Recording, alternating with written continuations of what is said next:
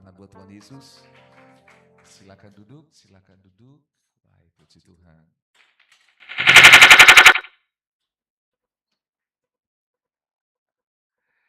Baik, silakan duduk. Sudah ya? Puji Tuhan, puji Tuhan. Ambil tempat duduk terbaik.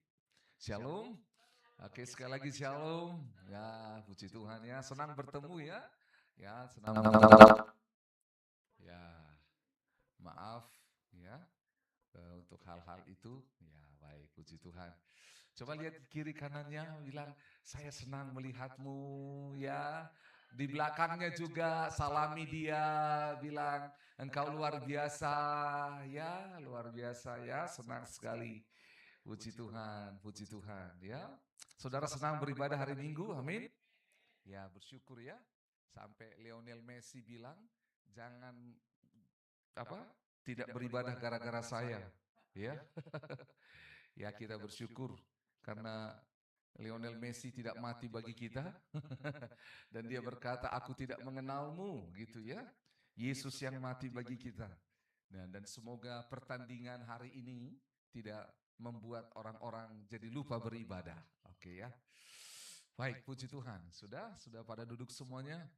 Nah, saudara, saya bersyukur selama 4 hari saya meninggalkan kota ini, pergi ke sebuah pulau dan belajar firman Tuhan bersama dengan saudara-saudara kita yang mereka lahir dan besar belum percaya pada Kristus.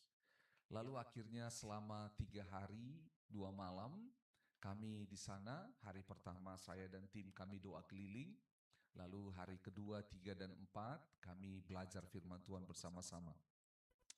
Menarik sekali, ada beberapa orang yang kami ketemu dan senang. Ada yang muda, ada yang tua, ada yang sekolah, ada yang tidak sekolah. Ada yang bisa baca dan ada yang tidak bisa baca. Saudara bayangkan bagaimana pergumulan mengajarkan firman Tuhan kepada orang yang belum bisa baca. Nah, jadi waktu itu ya ada sesi tentang pentingnya firman Tuhan. Lalu saya bawa tunjukkan Alkitab dan ada yang tidak bisa membaca.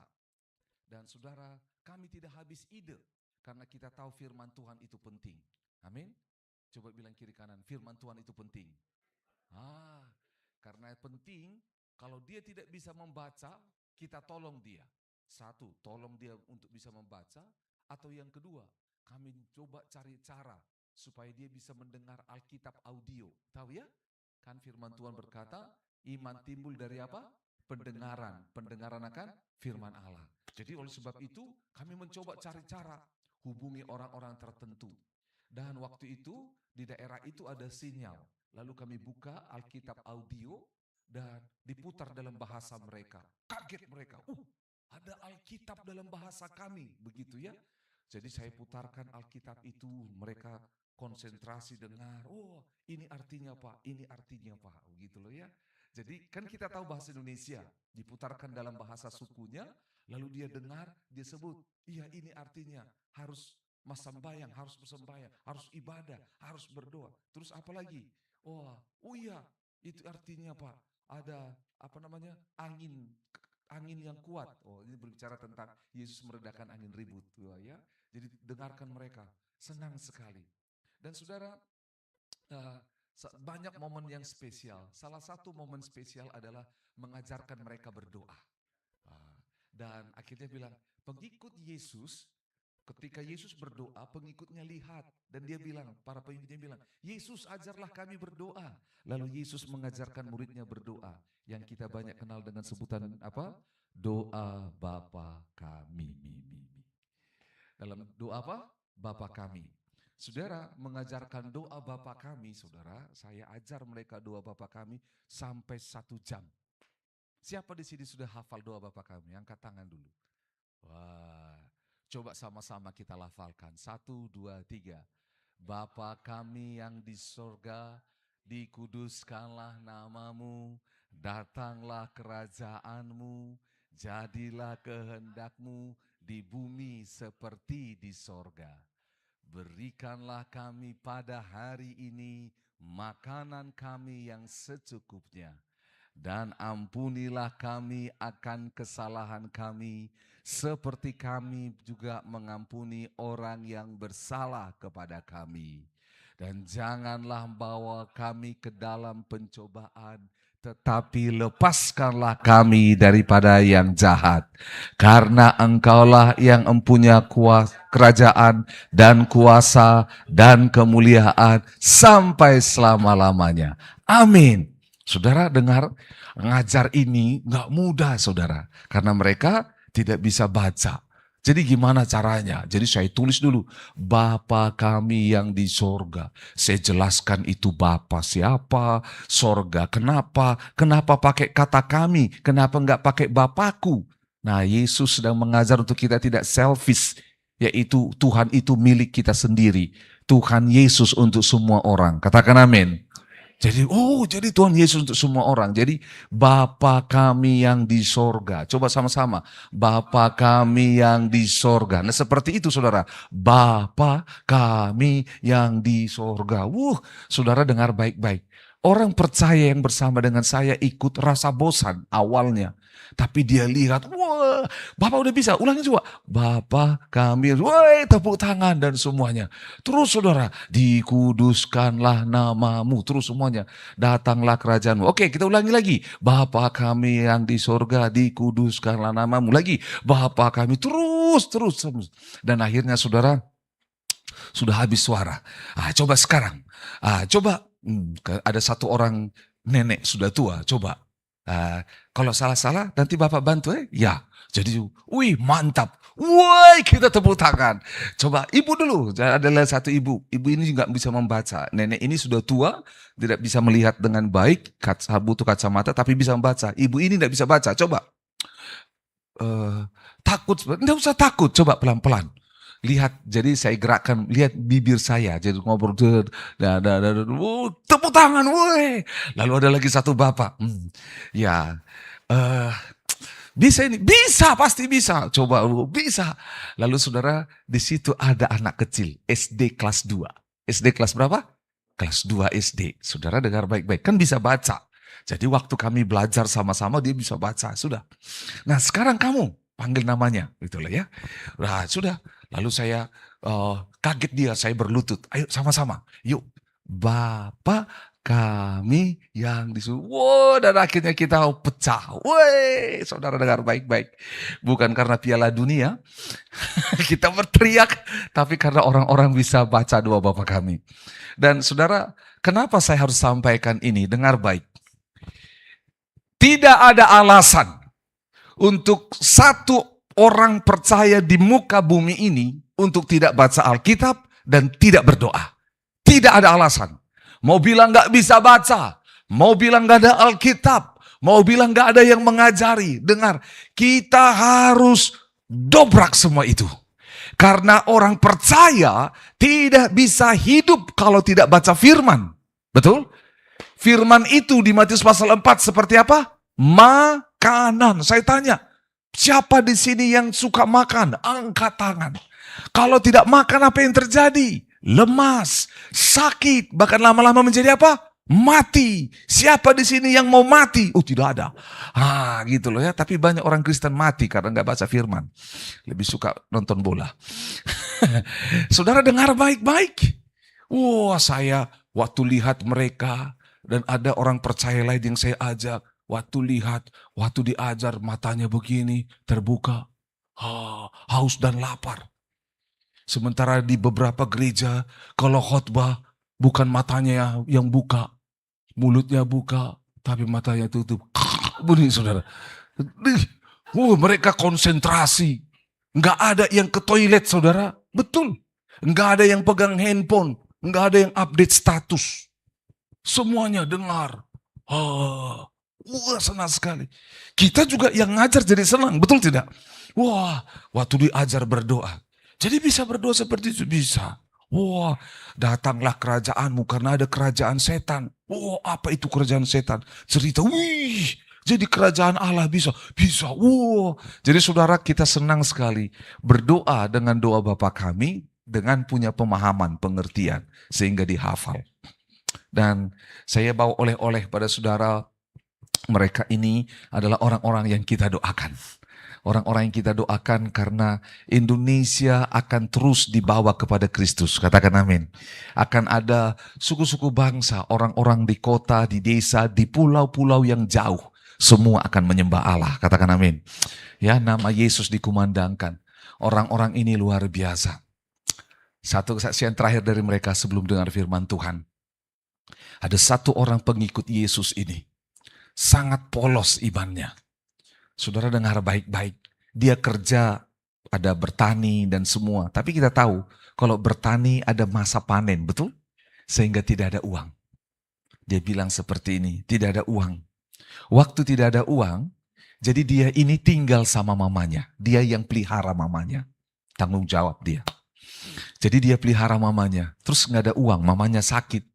Gimana ya? Nggak ada uang. Terus mulai timbul pikiran-pikiran jahat. Itu apa? Mencuri. Waktu saya tanya, siapa di sini pernah punya dosa pencuri? Dari semua kami, hanya 2 orang yang tidak angkat tangan. Jadi saya pernah mencuri juga. Jadi semua kami pernah mencuri. Sesama pencuri kita ini. Gitu ya. Kayaknya kemarin saya bilang sama istri, saya sampai hari ini masih pencuri. Tapi pencuri hati istri. Saudara. Nah, dengan akhirnya bapak ini berdoa. Saudara tahu, dia nangis, dia malu, tidak bisa kasih makan mamanya. Jadi dia tidurkan mamanya di kamar, dia di ruang tamu, dia berdoa. Dia bilang gini, Isa Al-Masih atau Yesus, dia bilang begini. Sudah tidak ada uang ini, Yesus. Saya mau makan dari mana? Mama saya mau makan dari mana? Tapi aku percaya kepadamu, Yesus. Sudah. Dia diam, dia bilang jatuh air mata. Dia teriak lagi, Tuhan Yesus, sudah tidak ada beras ini. Hari ini belum makan, mamaku sakit belum makan. Bagaimana Tuhan Yesus? Saudara, dia nangis, dia lihat ke atas, di ruangan itu hanya dia sendiri. Dan tiba-tiba dia dengar suara. Suara itu bilang begini, jangan takut, besok akan ada. Dia kaget. Dia lihat, maksudnya apa? Dia besok akan ada. Lalu dia pikir, besok akan ada apa? Tiba-tiba datang lagi suara itu. Jangan takut, besok akan ada pekerjaan. Kaget dia. Saudara, pagi-pagi, jam 6 pagi, tiba-tiba ada orang yang ketuk pintu rumahnya. Gitu loh. Kaget dia. Dia bilang, ada apa? Bapak namanya ini. Iya. Aduh, saya butuh orang untuk kerja ini. Oh iya Pak, kerja. Waktu dia kerja, saudara, kerjakan, bantu orang ini. Saya kasih berapa? Terserah Bapak saja, katanya.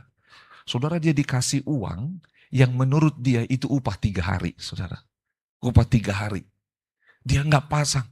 Dan waktu dia pulang, dia pergi ke pasar, dia belanja, dia nangis.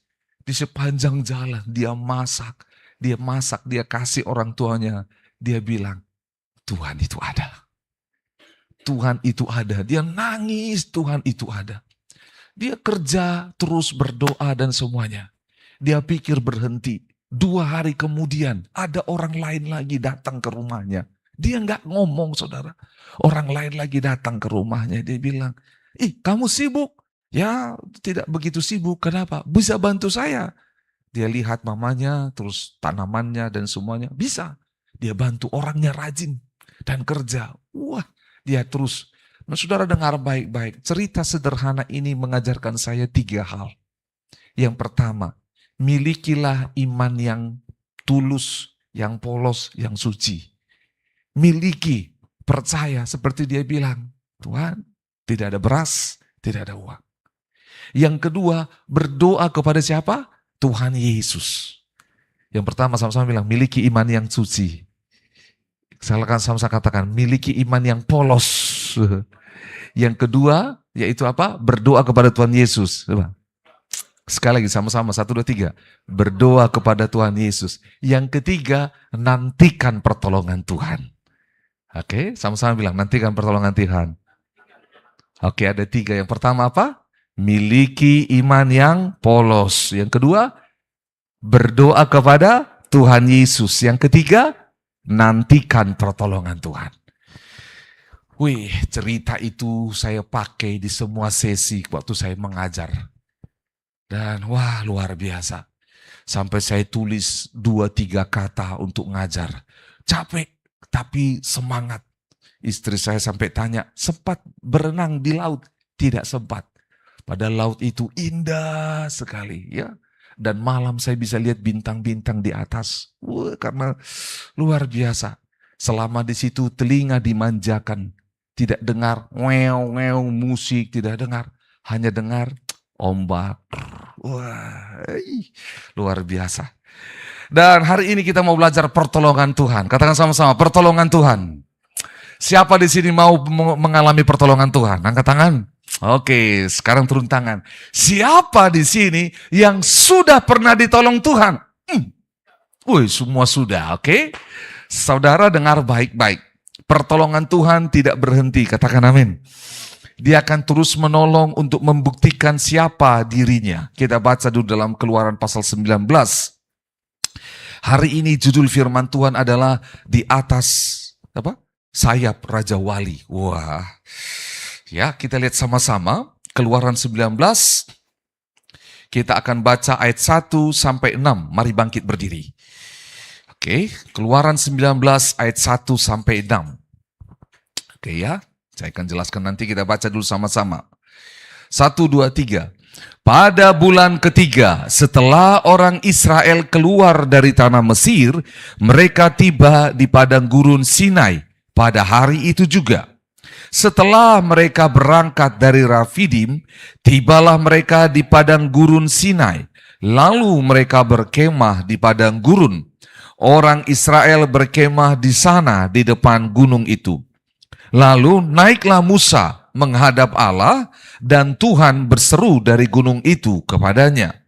Beginilah kau katakan kepada keturunan Yakub, dan kau beritakan kepada orang Israel. Kamu sendiri telah melihat apa yang kulakukan kepada orang Mesir, dan bagaimana aku telah mendukung kamu di atas sayap Raja Wali, dan membawa kamu kepadaku. Jadi sekarang, jika kamu sungguh-sungguh mendengarkan firman-Ku dan berpegang pada perjanjian-Ku, maka kamu akan menjadi harta kesayangan-Ku sendiri dari antara segala bangsa. Sebab akulah yang empunya seluruh bumi. 6. Kamu akan menjadi bagiku kerajaan imam dan bangsa yang kudus. Inilah semuanya firman yang harus kau katakan kepada orang Israel. Silakan duduk.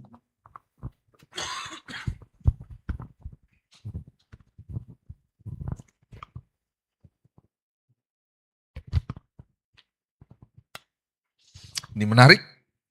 Keluaran 19. Kalau saudara baca kitab Keluaran, itu kisah tentang bangsa Israel keluar dari Mesir sampai ke tanah Kanaan. Kitab Keluaran ini dibagi menjadi 3. Kitab Keluaran ini dibagi menjadi 3. Keluaran pasal 1 sampai pasal 11 itu bicara tentang bagaimana mereka masih di Mesir. Bagaimana Allah menulahi Mesir, bagaimana Allah berperkara, Allah mendengar doa mereka, Allah membuat tulah dan begitu ya. Keluaran pasal 12 sampai 18 yaitu perjalanan mereka pertama keluar dari Mesir, bagaimana mereka meninggalkan Mesir. Nah, Keluaran pasal 19 sampai Keluaran 40 itu bicara tentang bangsa Israel ini dalam perjalanan sampai ke tanah Kanaan. Disinilah Tuhan membuat janji, hukum Taurat, disinilah Tuhan membentuk disiplin hidup mereka. Dan disinilah Tuhan mengajarkan mereka siapa Tuhan yang sebenarnya dan siapa mereka dibanding bangsa-bangsa lain. Itu dia Keluaran pasal 9, kitab Keluaran. Dibagi 3 hal besar. Nah, hari ini kita belajar dari Keluaran 19. Dikatakan Tuhan menampakkan diri di Gunung Sinai. Nah, puji Tuhan, saya sudah pernah ke gunung ini. Walau saya alumni Gunung Merapi, Tapi saya sudah pernah ke Gunung Sinai, saudara ya. Oke, ya lihat. Pada bulan ketiga setelah orang Israel keluar dari tanah Mesir, mereka tiba di padang gurun Sinai pada hari itu juga. Jadi lihat, bulan ketiga. Bulan ketiga mereka jalan kaki. Siapa di sini pernah jalan kaki 3 bulan? Saudara, memang gak jalan terus, mereka berhenti juga, gitu loh. Tapi mereka jalan terus 3 bulan. Saudara bayangkan, mereka berkemah di gunung itu, lalu ada satu momen di mana Musa ayat 3 naik ke atas gunung Sinai dan menghadap Allah. Terus Allah bilang seperti ini, beginilah kau katakan kepada keturunan Yakub yang kuberitakan kepada orang Israel. Kamu sendiri telah melihat apa yang kulakukan kepada orang Mesir. Masih ingat bagaimana Allah melepaskan bangsa Israel dari Mesir dengan berapa tulah? 10 tulah, macam-macam saudara. Air menjadi darah, ada lalat, ada katak, ada belalang, terus matahari menjadi gelap, semuanya, betul ya? Sampai tulah terakhir, yaitu kematian anak sulung. Siapa di sini anak sulung? Coba angkat tangan, anak pertama. Wah, jadi kalau kematian, terus angkat tangan dulu ya. Jadi kalau ini terjadi dan kita masih di Mesir, saudara masih Mesir, maka saya akan memakamkan Pak Johnson, Pak Leo, Bu Sinta, Pak Viel, Pak San, saya akan makamkan semua saudara. Kematian anak sulung, dan saudara dengar baik-baik. Setelah itu bangsa Israel keluar. Nah, mereka diingatkan, kamu lihat gak bagaimana Tuhan melepaskanmu dari Mesir? Saudara dengar, kita stop dulu. Ada banyak orang tidak ingat bahwa dia pernah ditolong Tuhan. Ada banyak orang tidak ingat bahwa dia pernah ditolong Tuhan. Selalu tentang dirinya, yang dia butuhkan apa, itu kondisinya. Karena mereka sudah jalan 3 bulan. Mereka lihat kiri kanan dan semuanya. Wah, dan saudara tahu, bangsa Israel itu selama 400 tahun mereka punya jadwal. Bangun pagi, shift 1 kerja, shift 2, shift 3. Dan mereka punya. Tetapi ketika mereka keluar dari Mesir, mereka nggak punya aturan gaya hidup mereka. Nggak ada jam malam. Nggak ada aturan mandi, makan, dan semuanya. Dan mereka ini menjadi sebuah bangsa yang kacau. Itu sebabnya mereka ditahan Tuhan selama 40 tahun di padang gurun untuk membentuk hidup mereka.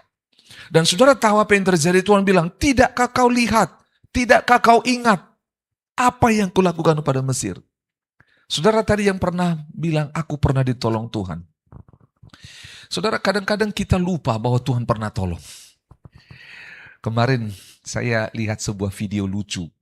Video lucu yaitu, lalu ini kan biasa ada video orang buat dia, tapi buat 3 yang lain. Jadi satu frame itu ada 4. Jadi satu 4, yang pertama di frame kiri adalah Ayub. Ya, di frame bawah itu adalah Yusuf. Di frame yang bawah sebelah kiri adalah Paulus. Tahu ya kisah Nabi Ayub? Ya, terus juga kisah namanya Yusuf dan kisah namanya Paulus. Lalu orang ini begini, dia bicara kepada 3 orang ini. Saya mau curhat beban pergumulan hidupku. Iya, tapi janji jangan ketawa ya. Ayub bilang, ya. Yusuf bilang, ya. Paulus bilang, iya. Lalu tanya, apa pergumulan hidupmu? Saya sedang bergumul, saya menangis berdoa. Berdoa untuk apa? Untuk bayar uang kos-kosan saya. Tiba-tiba Yusuf, Paulus, dan Ayub ketawa. Kan janji bilang gak ketawa. Saudara, ini lucu memang. Kan tadi bilang gak ketawa, terus kenapa ketawa? Saudara, dari situ ada pesan penting yang kita sadari sama-sama. Ayub tidak pernah menangis berdoa untuk kos-kosan, untuk rumahnya. Yusuf tidak pernah. Paulus tidak pernah. Orang ini orang-orang yang mengalami badai tekanan hidup, tantangan hidup yang berat. Dan mereka tidak cengeng. Jadi itu bahasanya, tujuannya. Halah, hanya masih minta uang untuk rumah kos-kosan, sudah nangis. Itu maksudnya. Tujuan video itu adalah untuk membuat kita sadar bahwa sebenarnya saudara dan saya di dalam Tuhan, sama-sama katakan, di dalam Tuhan, kita dirancang dengan kekuatan Allah sanggup menghadapi tantangan yang besar. Katakan amin. Jadi jangan nangis hanya karena nggak bisa punya uang kos-kosan. Bukan berarti itu nggak perlu didoakan. Itu perlu didoakan. Tetapi Paulus, Ayub, dan Yusuf, mereka ngalami di penjara, dianiaya, dibuang, kehilangan anak-anak, kehilangan harta benda, semuanya. Tapi mereka nggak cengeng, itu maksudnya. Paham ya? Pak Pendeta ini, itu kan pergumulan berat itu. Kos-kosan saya butuh uang untuk kos-kosan. Oh iya, kita doakan. Itu ya. Saudara dengar baik-baik. Jangan lupa dengan pertolongan Tuhan. Bilang kiri kanan, jangan lupa pertolongan Tuhan. Itu sebabnya kalau ada hari ini saudara gak punya pengalaman dengan pertolongan Tuhan, mulailah. Sama-sama bilang, mulailah. Anak-anak kami dorong. Kalian berdoa, butuh sesuatu, minta pertolongan Tuhan. Enggak cukup semua uang papa mama untuk hidup kalian. Tuhan yang cukupkan. Kita harus dorong orang-orang seperti itu. Kita harus dorong. Karena apa? Kalau kita nggak punya pengalaman kita pernah ditolong Tuhan, dengar baik-baik, kita mental merengek-rengek kayak tadi. Kita lanjut dulu, nanti saya jelaskan lagi ya. Ayat yang ketiga itu, beginilah kau katakan keempat. Kamu sendiri telah melihat apa yang telah kulakukan kepada orang Mesir. Bagaimana aku telah mendukung kamu di atas apa? Sayap Raja Wali. Nah saudara, Tuhan menggunakan kata sayap Raja Wali. Sama-sama katakan sayap Raja Wali. Oke, kalau Raja Wali, burung itu sayapnya bagaimana? Begini ya. Wah, terbang. Saya mempelajari saudara, ada beberapa jenis Raja Wali di muka bumi ini. Dan saudara nanti boleh temukan itu ya. Dan Raja Wali terbesar itu sayapnya itu sampai 2,4 meter. Saudara tahu 2,4 meter? Besar sekali. Ya. Dan saudara boleh lihat. Burung Raja Wali terbesar di dunia. Burung Raja Wali itu saking besarnya sayapnya, dia kalau terbang, dia itu bisa angkat benda yang berat. Kalau burung-burung yang lain saudara lihat, ambil apa? Ambil serangga, ambil tikus. Kalau Raja Wali yang besar itu saudara, dia mulai nangkap monyet, kambing, bisa dia angkat saudara. Pernah tercatat kan selama ini saudara lihat, Raja Wali, ambil ikan, ambil apa? Ular, ambil tikus. Tapi ada burung Raja Wali, dia bisa angkat yang namanya monyet, bisa angkat itu kambing, bahkan ada sapi yang ukuran kecil bisa dia angkat. Tercatat pernah yang namanya Raja Wali pernah mengangkat terbang itu hampir 40 kilo binatang. Gitu loh. Yang 20 kilo itu standar katanya. Tapi ketika dia semakin besar, semakin kuat, hampir 40 kilo dia bisa angkat. Dan manusia bisa dia angkat. Saudara lihat. Dan sama-sama katakan sayap Raja Wali. Jadi kenapa sampai Allah menggunakan kata sayap Raja Wali? Karena Allah itu membawa bangsa Israel dari Mesir ke tanah Kanaan. Ini rutenya itu saudara di padang gurun. Sama-sama bilang padang gurun. Dan binatang yang paling cocok untuk menguasai padang gurun adalah Raja Wali. Dia naik terbang tinggi. Jadi bisa dia lihat sana sini, sana dan sini. Juga Raja Wali seperti minggu lalu saya jelaskan. Dia itu punya selaput yang menutupi matanya. Dan juga punya satu kelebihan di rongga paru-parunya. Sehingga ketika badai, entah itu badai gurun, badai apapun, dia bisa terbang ke dalam, matanya bisa tetap melihat, paru-parunya tetap bisa mensuplai oksigen, sehingga dia tetap bisa terbang dengan kuat. Kan kalau umpamanya ada badai seperti itu, oksigen sedikit, sulit didapatkan, sehingga dia bisa pingsan. Nah, dikatakan aku mendukungmu di atas sayap Raja Wali. Tuhan sedang tunjukkan. Dan saudara tahukah bahwa sepanjang padang gurun itu panas? Betul? Panas. Jadi lambang sayap itu adalah lambang perteduhan. Katakan perteduhan.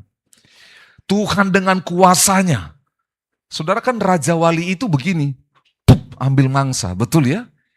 Tuhan itu keluarkan bangsa Israel dari Mesir enggak lama, enggak perlu perang gitu loh ya. Jadi lihat, dia datang malam-malam dia bisa ambil nyawanya kambing, nyawanya domba, nyawanya orang-orang Mesir, sampai nyawanya anak Firaun, boom, bisa diambil. Saudara dengar baik-baik. Dia seperti Raja Wali. Dia seperti Raja Wali naik terbang tinggi, dia tutup matahari supaya bisa gelap. Itu sebabnya makhluk mitologi, kalau saudara lihat, ngerti ya maksudnya makhluk mitologi ya? Makhluk mitologi Yunani, Eropa sampai ke Asia, itu banyak. Yaitu satu ekor binatang, di mana badannya adalah singa, dan dia punya sayap, Raja Wali. Karena seluruh peradaban kuno tahu tentang dua binatang hebat ini. Dua binatang hebat ini. Singa adalah raja di daratan, Raja Wali adalah raja di angkasa. Dan ketika Tuhan katakan, aku mendukungmu di atas sayap Raja Wali, Tuhan sedang kasih tahu pada mereka bahwa apa? Aku datang dari tempat yang maha tinggi. Dia datang. Tuhan bisa saja bilang, aku menyelamatkanmu seperti aku datang seperti seekor singa. Bisa kan? Tapi untuk menunjukkan bahwa Tuhan itu dari tempat yang tinggi. Katakan amin. Jadi dia datang dari tempat yang tinggi. Dan saudara tahu, burung Raja Wali ini menariknya, kalau saudara baca, pelajari, sayap burung Raja Wali itu ada bulunya, betul? Ada bulunya. Dan ukuran bulu daripada burung Raja Wali dan juga bentuknya, ukuran dan bentuknya punya aerodinamis yang berbeda dengan burung yang lain. Sehingga dia bisa stabil terbang. Coba ya, saudara boleh lihat. Tidak pernah ditemukan burung Raja Wali itu mendarat dengan lambat, cepat. Tapi kenapa bisa? Saya melihat ada video slow motion, dilambatkan 2, 3, 4, 8, sampai 10 kali. Bagaimana burung Raja Wali itu, kecepatan tinggi. Saudara bayangkan kalau kecepatan tinggi, dia bisa mengambil yang namanya apa? Tikus atau ular. Kalau dia nggak bisa rem, dia yang tabrak itu tanah, betul? Saudara pernah lari gak bisa berhenti? Berhenti gak bisa. Betul saudara kalau pernah lari, wah susah ngeremnya. Kalau Raja Wali itu, kenapa bisa? Karena sayapnya itu punya kekuatan khusus. Dia bisa berhenti dengan cepat, hovering, dia bisa buka, dan dia bisa menahan angin. Macam-macam, wah panjang sekali penjelasannya. Oh ternyata sayapnya, bulunya berbentuk begini supaya membuat yang namanya dia nggak layu. Kalau umpamanya tangan ini udara itu paling mudah ditangkap oleh benda yang terbuka. Kalau ketutup nggak bisa. Makanya kalau saudara lihat penerjun payung, betul ya? Tanpa parasut dia kencang sekali. Waktu buka parasut, boom, jadi agak lambat. Nah burung Raja Wali punya kemampuan itu. Sayapnya nggak patah ketika dengan kecepatan tinggi dan dia nggak patah waktu menahan angin, membuat sudut elevasi yang hebat dan tangkap itu korban dan dia bisa naik. Jadi waktu gunanya itu mendarat dan terbang. Wah hebat sekali. Kemarin saya naik pesawat ke Makassar, naik pesawat yang ada ini, apa namanya? Propeller, putar-putar itu baling-baling. Jadi saya duduk di sini, saya lihat baling-baling yang gitu ya. Saya lihat, saya membayangkan ilmu pesawat diambil dari ilmu burung, betul ya? Lihat sayapnya dan semuanya. Daya dorong dan daya hisap daripada mesin itu supaya namanya pesawat ini bisa lepas landas dan juga bisa mendarat. Saya membayangkan Tuhan itu dengan seksama membawa bangsa Israel dari Mesir. Seperti dikatakan sayap Raja Wali. Karena Tuhan mau kasih tahu bahwa engkau tidak bisa keluar dari dari Mesir sendiri. Aku pelepasmu. Tuhan yang melepaskan kita, katakan amin. Tuhan yang melepaskan kita dari dosa, dari perbudakan Mesir. Apapun ikatannya, Tuhan yang melepaskan, Tuhan yang sanggup. Saudara, sebelum kita kepada tujuan kenapa Tuhan melepaskan kita dan untuk apa Dia lepaskan kita, kita mau belajar ada satu cerita di dalam Yehezkiel pasal 17. Saudara lihat, di Yehezkiel pasal 17 ini ada burung Raja Wali yang sayapnya besar. Dan siapa burung Raja Wali ini? Coba lihat. Yehezkiel pasal 17. Karena hari ini kita bicara tentang perlindungan Tuhan, kekuatan Tuhan, pemeliharaan Tuhan seperti sayap Raja Wali. Yehezkiel 17. Maka mulai ayat 1, datanglah firman Tuhan kepadaku, hai anak manusia, katakanlah suatu teka-teki dan ucapkanlah suatu perumpamaan kepada kaum Israel. Katakanlah, beginilah firman Tuhan Allah, seekor burung Raja Wali yang apa? Besar, dengan sayapnya yang besar dan panjang, penuh dengan apa? Bulu yang berwarna-warna, datang ke gunung Libanon dan ia mengambil puncak pohon aras. Jadi lihat ya, saudara, dikatakan bahwa burung Raja Wali itu sayapnya besar dan panjang, penuh dengan bulu yang berwarna-warna. Saudara dengar baik-baik, kalau sayap Raja Wali besar tapi nggak ada bulunya, wah susah saudara ya. Tidak bisa dia terbang dengan cepat dan tidak bisa mendarat. Nah ini menarik. Coba kita baca dulu karena ada dua burung Raja Wali di sini dan nanti saya jelaskan. 4. Ia mematahkan pucuknya yang paling ujung dan dibawanya ke sebuah negeri perdagangan. Lalu diletakkannya dia di kota perniagaan. Ia mengambil sebuah taruk dia mengambil sebuah dari taruk-taruk tanah itu dan menanamnya di ladang yang sudah sedia ditaburi. Ia menempatkannya dekat air yang berlimpah-limpah seperti pohon gandarusa, sehingga ia tumbuh dan menjadi pohon anggur yang rimbun, yang tumbuhnya rendah dan cabang-cabangnya melengkung menuju burung itu dan akar-akarnya tetap di bawahnya. Demikianlah ia menjadi pohon anggur dan mengeluarkan tunas-tunas dan mencakarkan taruk-taruk. 7. Dalam pada itu ada juga burung Raja Wali besar yang lain dengan sayapnya yang besar dan bulu yang lebat. Dan sungguh pohon anggur ini mengarahkan akar-akarnya ke burung itu dan cabang-cabangnya dijulurkannya kepadanya, supaya burung itu mengairi dia lebih baik dari bedeng di mana ia ditanam. Namun ia ditanam di ladang yang baik dekat air yang berlimpah-limpah, supaya ia bercabang-cabang dan berbuah, dan supaya menjadi pohon anggur yang bagus. Saudara boleh lanjutkan cerita ini. Saya jelaskan pada saudara. Kisahnya seperti ini. Ada dua burung Raja Wali. Betul ya? Ada berapa di sini? 2. Sama-sama besar, sayapnya panjang, kuat, bulunya berwarna-warni. Nah, saudara, ini firman ini adalah lambang ketidaksetiaan Raja Zedekia. Jadi pada waktu itu, burung Raja Wali pertama dalam teka-teki ini adalah Babel. Babel itu menangkap bangsa Israel, mengambil pucuknya, seperti tanaman itu, pucuknya, yaitu Raja Zedekia. Raja Zedekia diambil dan tetap menjadi raja di Babel itu, memerintah umatnya. Jadi raja ini menjadi boneka daripada Babel, gitu loh. Jadi boneka.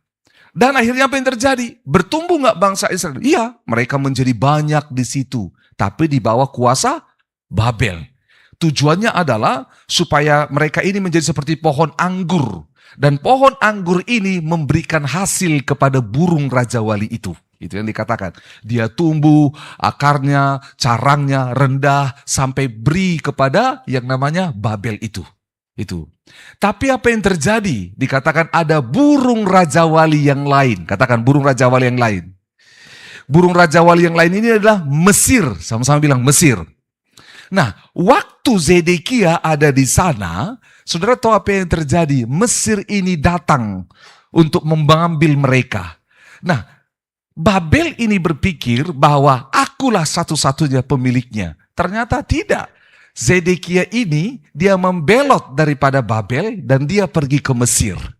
Dia pikir kalau aku ke Mesir, dikatakan di tepi sungai air yang banyak, Mesir, sungai Nil dan semuanya. Saudara, dia pikir dia bisa hidup.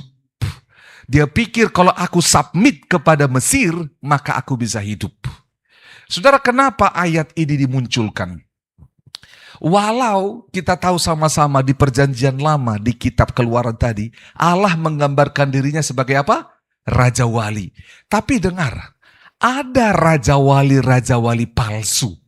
Penguasa-penguasa yang mencoba seperti Tuhan kepada bangsa Israel. Yaitu Babel dan Mesir. Mereka mencoba.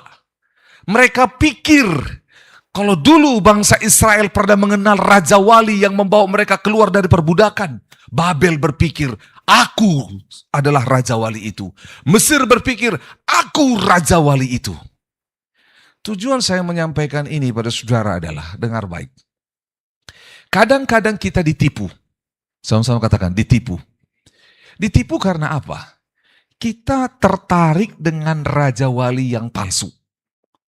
Saudara tahu, raja wali pertama yang menyelamatkan bangsa Israel, Allah itu tidak kelihatan. Tidak kelihatan. Ketika Babel datang, dia kelihatan raja yang besar, kekuatan yang besar, tentara yang besar, tahta yang hebat, bentengnya yang kuat. Jadi bangsa itu tertarik. Sama saudara, dengar baik. Mesir juga begitu. Bangsa Mesir ini dengan peradabannya yang bagus, tahta, istana, pertanian, semuanya. Sistem ekonomi yang bagus. Wah, sehingga bangsa Israel ini tergoda. Pertama diperbudak oleh Babel, yang kedua diperbudak oleh Mesir. Artinya, saudara dengar baik-baik. Raja walimu adalah penguasamu.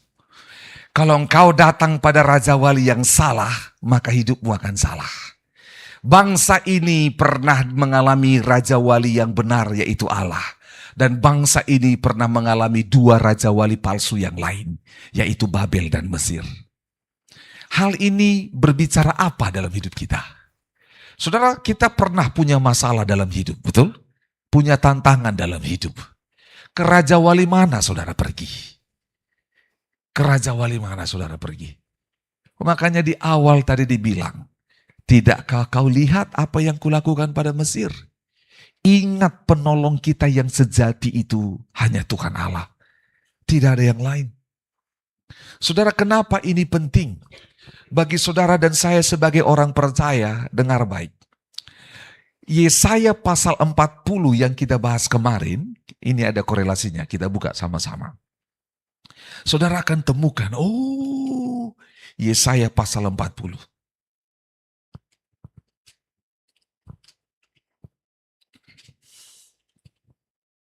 Yesaya pasal 40, oke. Kita baca mulai dari ayat yang ke berapa kemarin itu? Oh ya, ayat 29. Kita baca. Yesaya 40, 29, 30, 31. 1, 2, 3. Dia memberi kekuatan kepada yang lelah dan menambah semangat kepada yang tiada berdaya.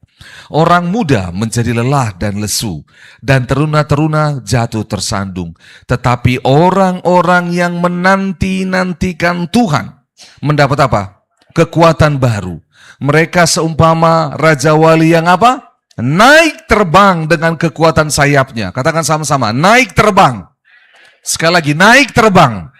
Dengan kekuatan apa? Sayapnya. Dengar baik. Masalah itu membuat kita nggak bisa terbang. Masalah itu menggrounded kita, mengikat kita. Masalah membuat kita jauh dari orang lain. Masalah membuat kita tidak terlihat di bawah jadinya. Kenapa dikatakan orang yang menantikan Tuhan, mereka mendapat kekuatan baru. Dan dikatakan lanjut, mereka seumpama raja wali yang naik terbang tinggi. Dengar baik-baik saudara.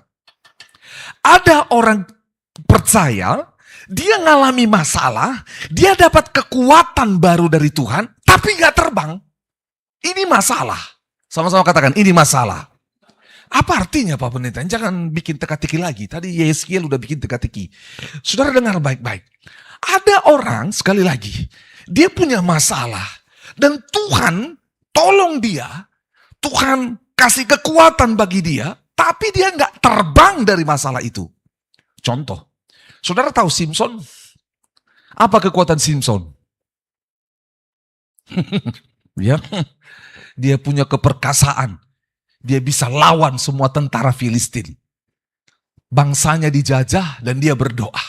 Berikan aku kekuatan Tuhan untuk menghantam bangsa itu. Diberikan nggak? Diberikan, betul? Dia bisa lawan pasukan. Tapi lihat, dia tidak terbang meninggalkan masalah yang menjatuhkan hidupnya. Betul? Dengan kekuatan dari Tuhan, masih Tuhan urapi dengan kekuatan dari Tuhan, tapi dia berdosa. Yaitu main dengan perempuan yang tidak menyembah Allah. Dia nggak terbang. Dia tidak terbang. Saudara dengar baik-baik. Ditolong Tuhan, diberi kekuatan, tapi nggak terbang meninggalkan dosa. Dengar baik-baik, salah satunya lagi. Supaya saudara paham. Ini menarik sekali. Kalau saudara memahami hal ini, saudara akan paham. Oh, kenapa saya perlu naik terbang tinggi? Karena kalau kita di situ terus, kekuatan kita akan habis. Karena kadang-kadang, sama-sama katakan kadang-kadang. Kadang-kadang kekuatan Tuhan tidak 100% diberikan kepada kita. Dia hanya berikan 25%. Lalu dia tunggu kita bereaksi dengan langkah iman. Dia tambahkan lagi, dia tambahkan lagi, dia tambahkan lagi. Tetapi kalau kita udah terima pertolongan, terima kekuatan Tuhan, dan kita nggak move, kita tidak bergerak, kita nggak akan lihat yang selanjutnya. Masih lihat, coba lihat ya. Anak hilang. Anak hilang itu, masih ingat cerita anak hilang? Apa yang terjadi anak hilang itu? Kapan dia sadar bahwa dia anak orang kaya? Waktu dia sendiri, waktu dia mau makan makanan, waktu dia kasih makan babi, dia kelaparan, dan dia mau makan makanan apa? Babi. Tuhan bukain pikirannya. Sadar, hai anak hilang. Dia sadar. Waktu dia sadar, saudara, dia itu punya pilihan. Sama-sama katakan pilihan. Dia kembali datang ke rumah bapaknya, atau tetap tinggal di situ dan berkata, babi, aku salah satu saudaramu. Betul? Saudara paham? Apa yang dilakukan anak hilang itu? Dia bangkit. Terus dia pergi kepada bapaknya. Lanjut lagi. Saudara masih ingat perempuan Samaria di Yohanes pasal 4? Betul? Masih ingat ya? Perempuan Samaria ini ngambil sumur, mau minum. Tapi dia perempuan tidak baik. Lalu Yesus datang ke sana dan ketemu dia. Yesus bilang, kalau engkau minum air yang kuberikan kepadamu, hidupmu tidak akan sama lagi. Karena air ini akan memancar sampai pada kekekalan. Perempuan itu bilang apa? Berikan aku air itu. Yesus bilang apa? Panggil suamimu. Terus dia bilang apa? Enggak ada suamiku. Dalam hal ini kau berkata benar. Kau sudah tidur dengan 5 laki-laki. Lalu ada satu laki-laki yang lain lagi, itu bukan suamimu juga. Saudara tahu, setelah Yesus ketemu dengan perempuan Samaria, mereka bicara, kemana perempuan itu pergi? Dia nggak pulang ke rumahnya. Kemana dia pergi? Dia terbang ke kota dan bilang apa? Hei, ada laki-laki di sana yang tahu tentang seluruh hidupku. Mungkinkah dia Mesias? Kalau dia kembali ke rumahnya, dia datang ke rumahnya, lalu dia cerita sama laki-laki di rumah itu. Mungkin laki-laki itu bilang apa? Kamu dari mana? Ambil air di sumur. Tadi aku ketemu laki-laki yang lain. Kau tidak puaskah denganku? Kau cari laki-laki yang lain. Dia tinggalkan. Banyak orang dapat kesempatan dari Tuhan, dapat kekuatan, dapat peluang dari Tuhan. Dia nggak pakai untuk dia naik terbang tinggi seperti Raja Wali. Contoh lagi. Ini mengubah mental kita, katakan mental. Saudara dengar, mungkin kita nggak punya banyak uang. Tapi Tuhan kasih satu berkat bagi kita, talenta. Nggak kita pakai. Kita pakai ngerengek-rengek. Kita pakai ngemis. Sehingga kita nggak naik terbang tinggi. Ada banyak orang, kenapa orang bisa dapat beasiswa? Saya salah satunya. Ada banyak orang kenapa bisa dapat beasiswa. Saya dapat beasiswa karena saya tahu saya kurang mampu ngambil semua itu. Yang kedua, saya tahu keluarga kami butuh untuk adik saya sekolah yang lain. Saya berdoa, Tuhan kasih beasiswa. Saudara tahu, untuk dapat beasiswa, sama-sama bilang beasiswa. Beasiswa itu tidak akan diberi kepada mahasiswa yang malas, betul? Yang jarang kuliah, yang lawan dosen, yang bakar kampusnya. Nggak ada, saudara. Nggak ada. Jadi ngerti, maksudnya adalah Tuhan ketika limpahkan kekuatan, anugerah, peluang, pakai itu untuk kita apa? Naik terbang tinggi. Katakan sama-sama, naik terbang tinggi. Dengar sedikit tentang Raja Wali. Waktu Raja Wali turun, angkat, terbang, dia gak langsung kencang. Karena apa? Dia aerodinamisnya dan pegas di kakinya, pelan-pelan, baru kencang. Jadi jangan pikir, jangan buat begini. Kan saya ditolong Tuhan, kenapa gak langsung seperti ini? No. Bang, saya tanya sama saudara, dengar baik-baik. Siapa yang bawa bangsa Israel keluar dari Mesir? Tuhan Allah, dengan kekuatan pada sayap burung Raja Wali. Saya tanya, bisa nggak Tuhan bikin bangsa itu langsung sampai ke tanah Kanaan? Bisa atau bisa? Tapi kenapa dia nggak buat? Itu pertanyaan.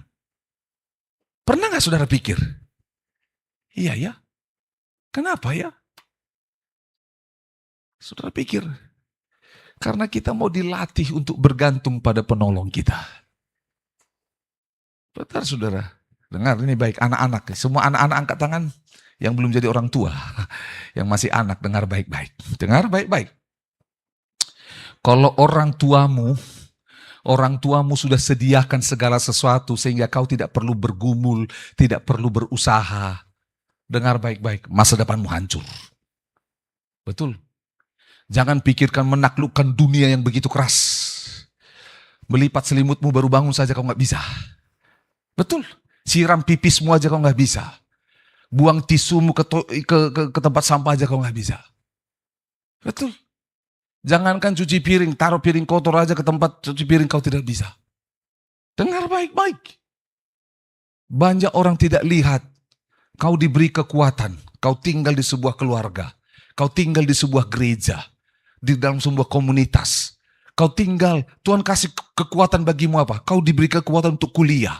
Kau diberi kekuatan untuk sekolah. Gunakan itu untuk terbang tinggi. Katakan amin. Dengar baik-baik. Karena ini yang dikatakan, mereka seumpama Raja Wali yang naik terbang tinggi dengan apa? Kekuatan sayapnya. Sama-sama bilang, kekuatan sayap. Saudara, saya dalam perenungan, merenungkan bahwa sayap Raja Wali itu ada berapa? 2. Ya, kiri kanan. Coba sama-sama begini. Saya tanya saudara, kalau satu sayap Raja Wali patah bisa terbang nggak? Bisa. Tapi muter gini, baru dia akan jatuh kemana gitu. Gitu. Benar saudara? Bisa. Tapi nggak jauh, putar dan akan capek. Jadi 2. Biasanya sayap burung Raja Wali itu dilambangkan dengan 2 hal, kiri kanan, yaitu apa? Kekuatan dan kecepatan. Sama-sama bilang kekuatan dan kecepatan. Nah ya. Kekuatan dan kecepatan ini kalau dua-dua dipakai maka akan stabil.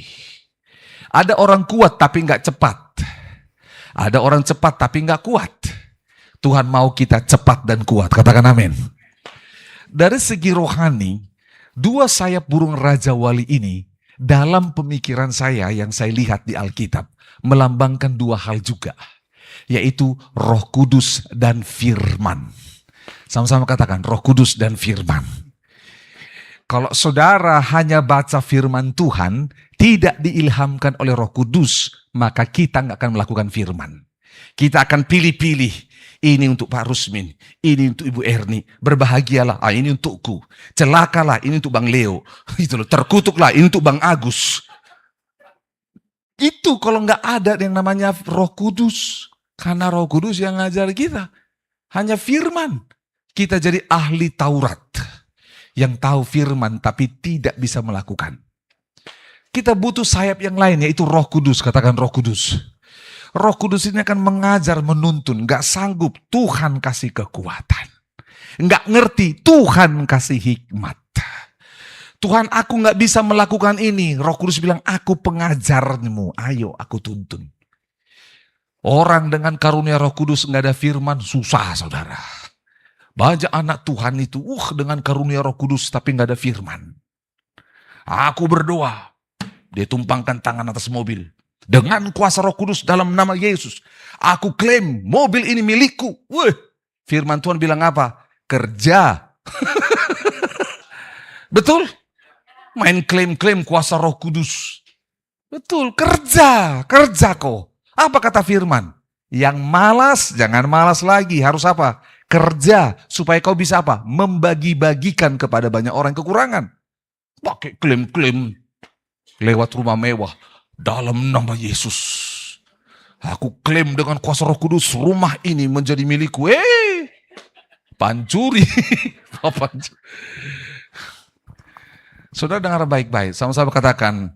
Firman, Roh Kudus. Coba dua-dua ke tangannya. Firman dan Roh Kudus. Oke, dengar baik-baik. Kalau engkau punya itu namanya dikatakan kekuatan sayap Raja Wali. Makanya menantikan Tuhan. Lihat. Apa yang terjadi saat murid-murid disuruh menanti waktu mereka di Kisah Para Rasul? Roh Kudus dicurahkan. Dia tunggu. Bangsa Israel menunggu 400 tahun. Tuhan datang dengan kekuatannya. Dia selesaikan semuanya. Betul? Itu sebabnya. Dua firman terakhir. Saudara masih semangat? Ya. 2 Korintus pasal 3. Kita baca ayat 5.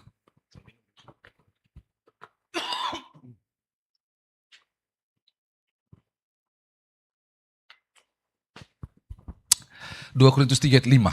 Sama-sama kita baca. 1, 2, dan 3. Dengan diri kami sendiri, kami tidak sanggup untuk memperhitungkan sesuatu seolah-olah pekerjaan kami sendiri. Tidak, kesanggupan kami adalah pekerjaan Allah. Dengar baik-baik. Orang yang sadar dengan kekuatan sayap Raja Wali, yang bergantung kepada Roh Kudus dan firman, maka dia akan bilang, semua kehebatan pekerjaan ini, hasil ini, bukan karena saya, tapi karena siapa? Kesanggupan pekerjaan Allah. Katakan kesanggupan pekerjaan Allah. Saudara, ini yang kita mau. Karena pekerjaan Allah inilah yang menolong kita untuk bisa terus ada di dalam tracknya Tuhan. Saudara lihat sama-sama 2 Korintus pasal yang keempat. Coba 2 Korintus pasal 4 geser. Masih sedikit lagi. Ayat yang ke-7. Sama-sama kita baca. 2 Korintus 4 ayat 7. 1, 2, 3. Tetapi harta ini yang kami punyai dalam bejana apa? Tanah liat. Supaya nyata apa? Bahwa kekuatan yang melimpah-limpah itu berasal dari mana? Allah, bukan dari diri kami. Saudara dengar. Kalau kau mengerti firman ini hari ini. Dan kau akan bisa bilang sama orang lain. Kalau aku mengalami pertolongan Tuhan. Aku mengalami perlindungan Tuhan. Aku disanggupkan dalam pekerjaan ini, dalam pelayanan ini. Aku bisa sampai pada pencapaian ini. Kita sadar bahwa kekuatan yang melimpah itu dari mana? Dari Allah, bukan dari kita. Anak-anak dengar baik-baik. Kau makan dan minum bukan karena papa dan mamamu. Wah, khotbah Bapak Pendeta itu sayap Raja Wali. Sayap kanan itu papaku. Sayap kiri itu mamaku. Saudara dengar baik-baik. Jangan pikir. Saudara bisa sekolah. Kemarin istri saya bilang, wow luar biasa. Uang sekolah, uang buku anak kami saudara 1 tahun. Saya bilang, oh Tuhan Yesus. Istri saya tutup di bawah. Ada Jehovah Jireh. Nah gitu mantap. Gitu loh. Saudara dengar baik-baik. Kekuatan yang melimpah-limpah itu berasal dari siapa? Dari Allah. Kita baca dulu sekali lagi ayat yang ke-7 ini. Tetapi harta ini yang kami punyai. Sama-sama katakan harta. Harta kita itu adalah Allah sumber segalanya. Dan dikatakan dalam bejana tanah liat, supaya nyata, katakan supaya nyata. Sekali lagi supaya nyata. Nyata bagi bangsa Israel bahwa Allah yang melepaskan mereka. Nyata bagi bangsa Israel bahwa Allah menuntun mereka sampai kepada tanah perjanjian. Nyata untuk dilihat orang Mesir bahwa Allah yang disembah oleh bangsa Israel itu adalah Allah yang hidup. Bahwa kekuatan yang melimpah-limpah itu berasal dari siapa? Dari Allah, bukan dari diri kami. Pemain musik boleh maju. Saudara dengar baik-baik. Saya menyayangkan orang-orang percaya yang mendapat kekuatan baru tidak naik terbang tinggi. Kita sudah lihat tadi. Saudara dengar baik-baik. Masalah tidak bisa membuat engkau untuk terus ada di bawah. Tidak bisa. Masalah itu, kalau kita sadar bahwa identitas kita seperti burung Raja Wali, masalah itu akan membuat kita bisa terbang tinggi. Katakan amin. Saudara, ini menarik. Ada sebuah kisah yang istimewa. Dan mungkin saudara sudah pernah mendengar kisah ini. Kisah Raja Wali dan ular. Sama-sama bilang Raja Wali dan ular. Saudara, seringkali kalau Raja Wali itu tangkap mangsanya, diangkat begini sambil terbang, kepalanya akan menukik, mematok yang namanya mangsanya supaya mati. Kayak ikan dipatok supaya nggak menggelepar-gelepar.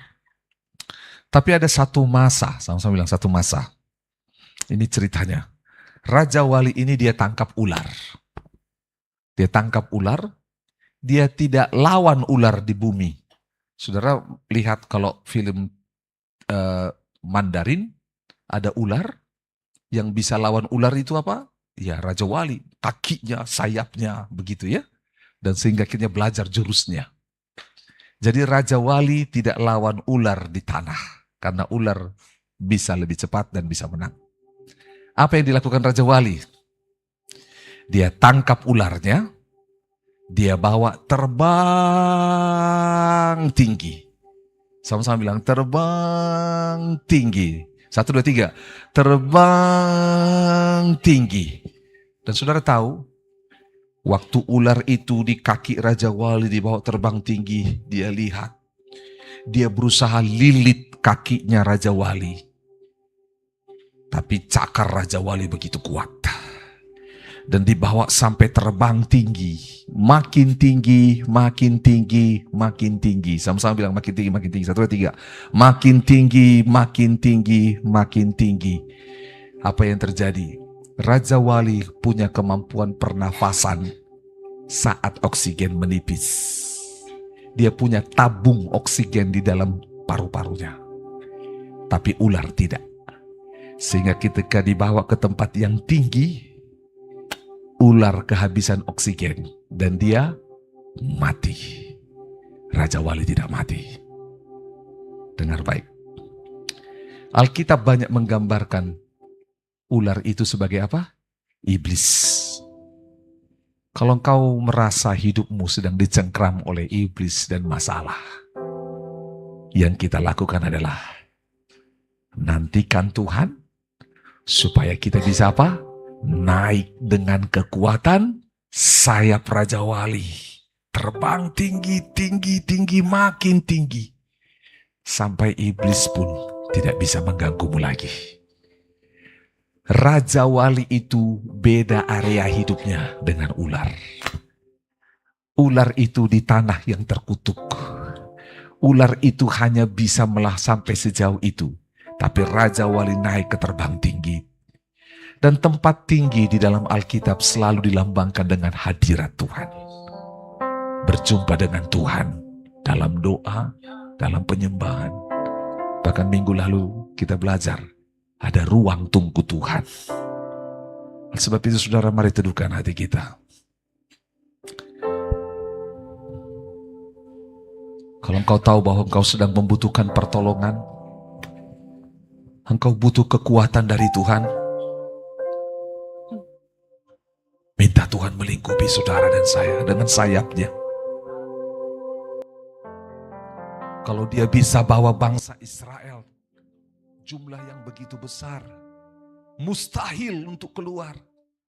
Tapi dengan sayap Raja Wali, dia dukung dan dia bisa bawa keluar. Saudara dan saya juga. Apapun Mesir yang mengikatmu, apapun yang berusaha menghentikanmu, ada Tuhan sebagai Raja Wali yang akan membawamu terbang tinggi. Terima kasih Tuhan Yesus. Mari datang sama Dia.